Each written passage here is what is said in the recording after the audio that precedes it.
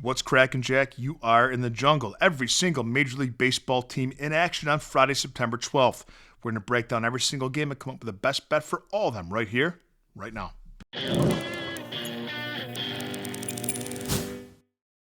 Greetings, everybody. Welcome back to the show. And if you're joining us for the first time, welcome to the jungle. We're going to break down every single game in Major League Baseball for Friday, September 12th. I'm going to give you a best bet for every single one of those games. And I'm going to leave two links for you in the comment section of the video.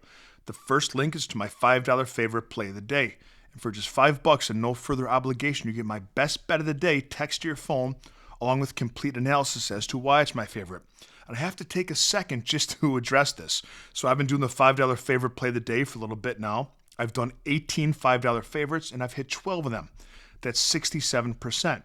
Although it's a small sample size, anyone that knows sports betting will tell you that's a very good hit rate.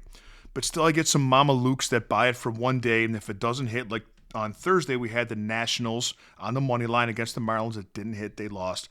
And people text me, they email me, and they threaten me. And if one loss, if one bet sets you over the edge that bad, brother, you should not be sports betting, okay? Trust the system, trust the process. It's a long-term game. We're going to lose, we're going to win. The best in the business lose 4 out of every 10 bets that they make. Now, the majority of you have been awesome with the $5 favorite plays of the day, and I thank you for the support, the patronage, and the continued trust in what we're doing going forward. The second link is to become a Jungle member, and for as little as 55 cents a day, you get my full betting card sent to your phone every single morning, access to our members-only Discord, and a direct line to me if you'd like me to opine on any other bet that you're considering placing. We have a free weekly trial. Take it for a test spin and see if it's for you. Today's video is brought to you by Outlier.bet, the top name in sports betting research, and by Red Lobster.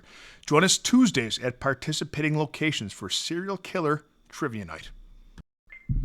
First game we're looking at, Tampa Bay at the Cubs. We have Shane Baz going for the Rays, Matthew Boyd for the Cubs. Now, Boyd holds the edge here. He's 10-1 at home this season with a 2.16 ERA, and the Rays have lost 10 of Shane Baz's last 12 starts. Now, remember, when I rank bullpens, we're going to talk bullpens now.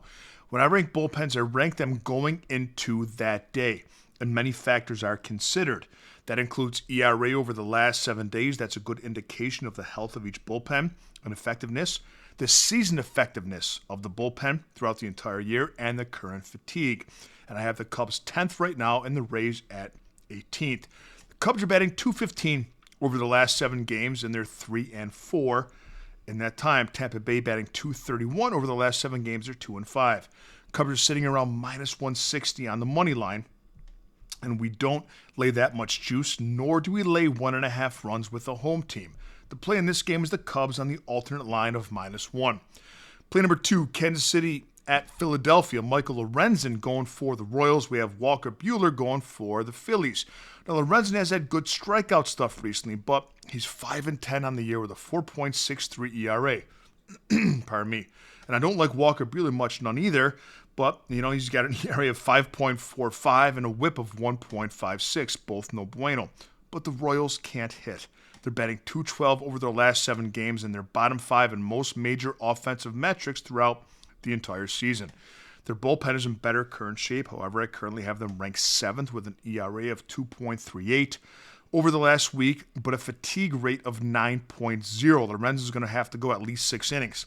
Philadelphia is sitting on the money line around minus 120 on most books, and that's the play here. That's a huge offensive mismatch in this game, and both starting pitchers are washed. Give me Philadelphia on the money line. Pittsburgh at Washington, Mitch Keller versus Brad Lord, if you will. These pitchers cancel each other out to me, starting pitchers. They are close to identical in ERA and in whip through the season, although they're more fatigued. The Pittsburgh Pirates bullpen does hold the edge for me. But the Pirates are batting a league low 190 over their last 7 games. The Nationals are 4th in batting over their last 7 games with an average of 274. Washington lost to Miami on Thursday night, but they hit the ball hard, had a lot of base hits. They just left too many runners on base. I think the play is Washington on the money line over Pittsburgh. Baltimore at Toronto. Trevor Rogers versus Chris Bassett. Here's a storyline for you. In my current bullpen rankings, and remember, my bullpen rankings aren't throughout the whole year. It's going into today, going into Friday, September 12th, what bullpens are most effective. I currently have the Blue Jays number 1, and I have Baltimore number 2. Toronto has a bullpen ERA of 1.15 over the last 7 days, and Baltimore 1.57. Trevor Rogers has been unstoppable this season, and Chris Bassett has been good enough, especially against a cold Baltimore offense that's batting just 196 over the last 7 days. I think we stay under the total of 8 in this game. White Sox at the Guardians, Martin Perez versus Tanner Bibee. Now, Perez has been good this season for the White Sox, a 3.15 ERA and a whip of just 1.07. Cleveland possesses the much better bullpen, however, but I do like the White Sox bats. They've been hot. White Sox have had one of the best offensive in baseball since the All-Star break. Let's take the bullpens out of this and isolate the White Sox bats and Martin Perez versus the Guardians bats and Tanner Bibee. The play in this game is the White Sox first 5 on the money line. Detroit at Miami, Tarek Skubal versus Sandy Alcantara. This is a system play for me. I'll make it quick and easy for you. It's been very profitable all season long. It's a backing of Tarek Skubal. The play is the Marlins' first 3 innings under the run total of 0.5 runs. If your book doesn't offer that, take the Marlins' first 5 innings under 1.5. Yankees at the Red Sox, Luis Gil versus Lucas Giolito. A game of anyone you can walk, I can walk better. Both these pitchers struggle massively with control. And what a difficult game to pick, especially with Roman Anthony out. I'll make it easy for you in this game as well. The play is going to be a player prop. It's Luis Gil of the Yankees to record over 2.5 walks allowed. He's been over this number in 4 of the 6 games that he's been up in the majors this season. And he just faced this Red Sox team August 21st and walked them 5 times.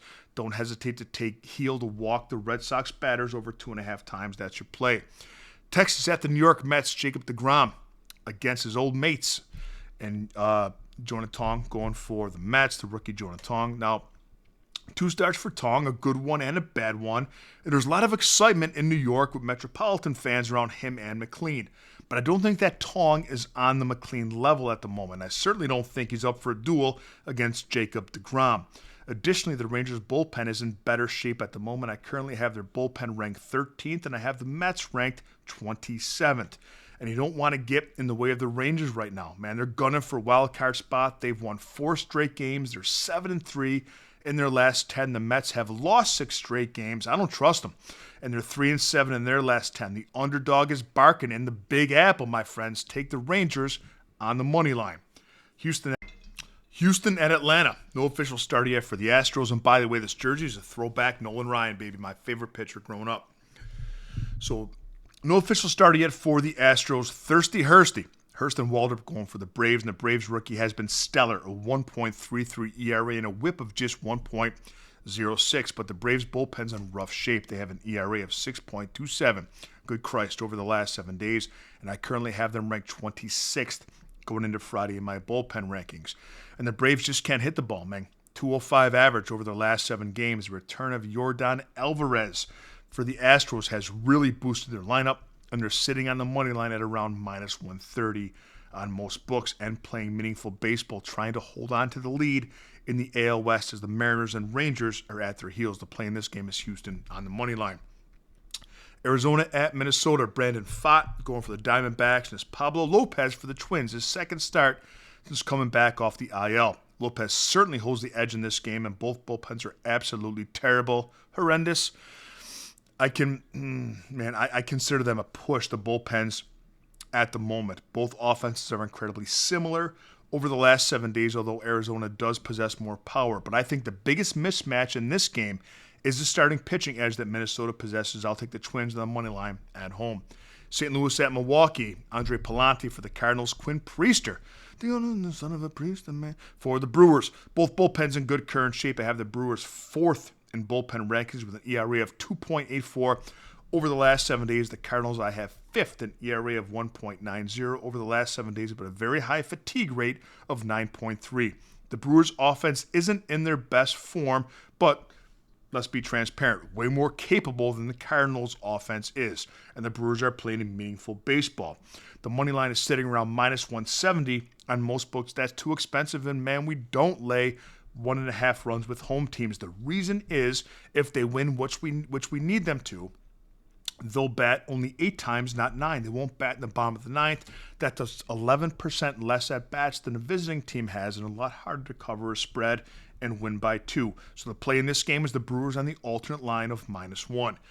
Colorado at San Diego, Tanner Gordon versus J.P. Sears. Now, if you watch the channel, you know where I'm going here. Ain't no value in backing the Padres with this price, and we're sure as hell not backing the Rockies against the Padres when they're fighting for the playoffs. Tanner Gordon, the Rocky starter, has an ERA, Christ Jesus, of 6.60 and a whip of 1.6. The Rockies also have the 30th ranked bullpen according to my bullpen rankings. The only play that's worth anything here is the Padres team total over. Cincinnati at the A's, Brady Singer going for the Reds, JT Ginn for the A's. I like the Reds here. I've made some money on the A's this season, but the Reds have won 7 of Singer's last 8 starts. The bullpens are pretty even at the moment, but Cincinnati holds the bullpen edge season long. And the Reds are playing meaningful baseball, just a game and a half out of the last wild card spot in the National League. The play in this game is the Reds on the money line.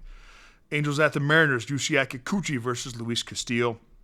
I don't trust either starting pitcher here. They've both pitched one time against the opposing team, and these are guys that are kind of skating by when bettors look at their names on name. But they've both pitched against the opposing offenses this year and given up a combined 5 home runs. Both of these teams are top 7 offensively in every major power metric that there is season long, and neither bullpen is overwhelming. The over-under sitting at a low mark of 7.5, and I think the over 7.5 is the play here. Dodgers at the Giants. Last game, we're looking at Yamamoto going for the Dodgers. Justin Verlander for San Francisco. The Giants' bullpen is definitely better at the moment. I currently have them ranked 8th, but the Dodgers' bullpen has been pretty good as well. I currently have them ranked 12th. Yamamoto holds the edge over Verlander. Verlander is 3-11 on the season, but the Giants have won 2 of his last 3 starts, and he's gotten better. He's allowed just 2 earned runs total in his last 3 starts. The Giants' bats have also been very hot, better than the Dodgers. They're 2nd in baseball in team batting average over their last 7 games and 3rd in runs scored. They're just a game and a half out of the last wild card spot in the National League, and they're playing meaningful baseball too. I think the play in this game is the Giants at home plus the 1.5 runs for any price under -135. Let's have a day, Jungle Nation, and I'll see you next time with a little more money in your pocket.